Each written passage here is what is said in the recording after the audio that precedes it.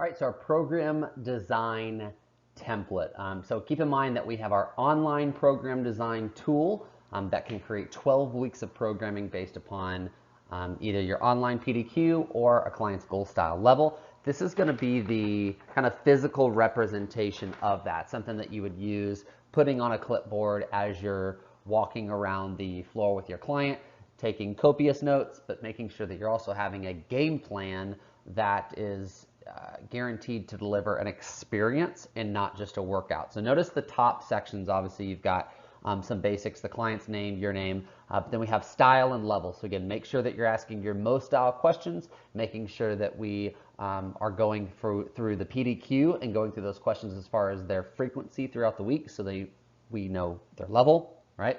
Also, date and then goal or goals plural, right? So we want to make sure that everything we're doing is pointing towards the goal of the client.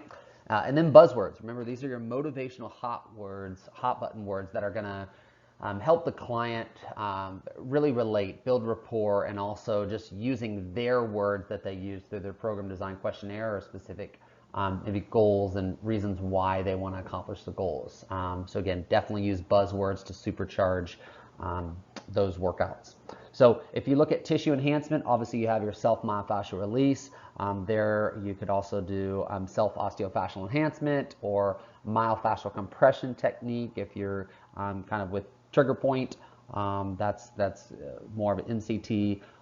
Then you have your stretching. Obviously you can do dynamic, but you could also do static or active stretching there. Then you have your mobilizers. Moving over to the right-hand side, mobilizers, balance, and games. Again, doing the movement preparation that's also right for their style. So a traditional mover may not like those mobilizers, may not like those games, versus a more progressive mover is going to really enjoy those over some basic static stretching or something like that. Okay, so think through the human being, not just the human body, as we're putting this together.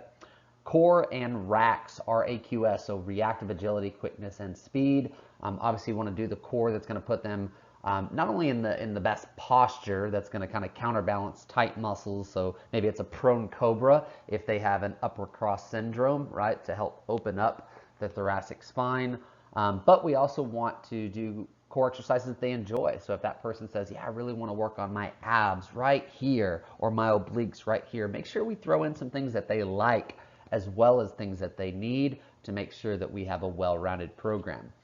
For RAQS, again, we can look at sports specificity, but we can also look at some ways to generate force production and some reactive agility time there. Great way to sneak in some calorie burn as well. Moving down into goal-based movement, you've got your body part movement. So this can be a total body workout, Monday, Wednesday, Friday, push, pull, press, squat. This can be, you're breaking it up 4 days a week where it's upper body, lower body. Again, this is all up to you and more importantly, your client's goal, style, level, and the program design as a whole that you guys have mapped out to be able to get the results that they are paying for. Remember, if you look back up to cardio, you're going to look at time, but you're also going to look at RPE, which is your rating of perceived exertion. So whether you're doing that intermittently before goal-based movement, or you're doing something like that at the end of session for like an energy system development, that's totally fine. Again, completely up to you. You are the master chef to put all those ingredients into the recipe. Last but not least, you have your movement recovery.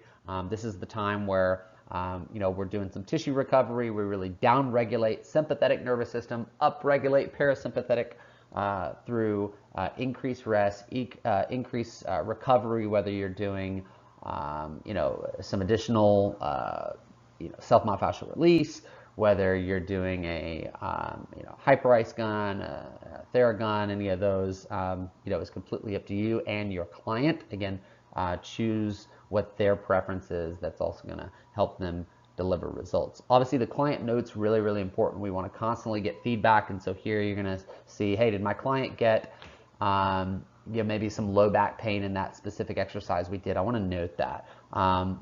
Did they hit a PR, right, of an exercise? I want to note that. How was their performance? How was their energy level? How was their heart rate throughout? All these things are little things that we can use to build off of as far as small measures that build up to a bigger goal.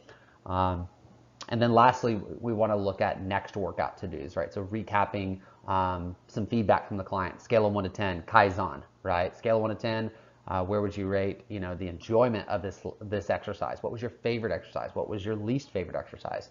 And make sure that, again, that feedback makes it onto the next workout so they consistently see you improving and tweaking and helping them reach their goals, but also accomplishing their wants. So hopefully this will help you. Get a great tool to use when you're on the workout floor, and hopefully this helps you in your success.